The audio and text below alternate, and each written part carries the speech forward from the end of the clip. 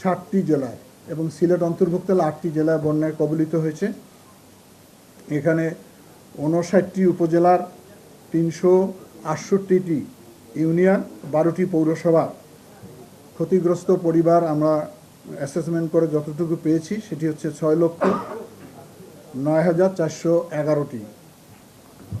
এখানে মৃত্যুবরণ হয়েছে 54 জন, তার বেশিরভাগে পাহাড়ি ধসের মধ্যে মৃত্যুবরণ করেছে।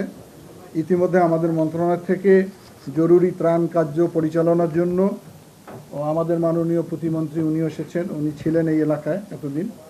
এখানে দায়িত্ব দেওয়া হয়েছে আমাদের বিদ্যুৎ প্রতিমন্ত্রী, উনি সার্বক্ষণিক ওই এলাকায় মনিটরিং করছেন। 1,75,00,000 টাকা আমরা তাৎক্ষণিক বরাদ্দ দিয়েছি। 3,250 মেট্রিক টন চাল বরাদ্দ দেওয়া হয়েছে, শুকনা খাবার দেওয়া হয়েছে এবং এর বাইরে মাননীয় প্রধানমন্ত্রী তার ত্রাণ ভাণ্ডার থেকে প্রত্যেক জেলায় 20 লক্ষ টাকা অতিরিক্ত বরাদ্দ দিয়েছেন। এবং এই কার্যক্রমগুলো যেগুলো আশ্রয় কেন্দ্র রয়েছে সেগুলোতে আমাদের তৈরি খাবার দেওয়া হচ্ছে, শুকনো খাবার পরিবেশন করা হচ্ছে। উদ্ধার কাজের জন্য সেনাবাহিনীকে, বিজিবিকে, কোস্টগার্ডকে আমরা এখানে নিয়োজিত করেছি। আমাদের মন্ত্রণালয় থেকে জরুরি ভিত্তিতে স্পিড বোট এবং রাবার বোট আমরা পাঠিয়েছি তাদের উদ্ধার কাজ পরিচালনা করার জন্য। এবং আমার মনে হয় যে আজকের যে গুরুত্বপূর্ণ সভা অনুষ্ঠিত হয়েছে সেখানে সরকার কিছু গুরুত্বপূর্ণ সিদ্ধান্ত গ্রহণ করেছে।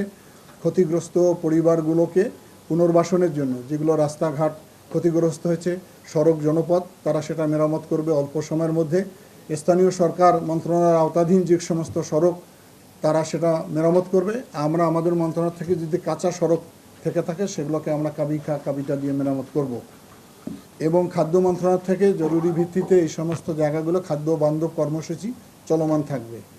আমার মনে হয় যে এই অবস্থা চট্টগ্রাম এবং চট্টগ্রামের আশেপাশে যেটি এবছরের সবচেয়ে ভয়াবহ বন্যা দেখা দিয়েছে, সে কারণে সরকার সবচেয়ে গুরুত্ব দিচ্ছে এবং মাননীয় প্রধানমন্ত্রী ইতিমধ্যে একাধিকবার বৈঠক করেছেন ঊর্ধ্বতন কর্মকর্তাদের সঙ্গে, বিভাগীয় কর্মকর্তাদের সঙ্গে এবং জেলা প্রশাসকদের সঙ্গে। ওনার নির্দেশনায় আমি আগামীকাল থেকে ব্যাপকভাবে ওই এলাকাগুলো সফর করব এবং আজকে আমি চট্টগ্রাম যাচ্ছি।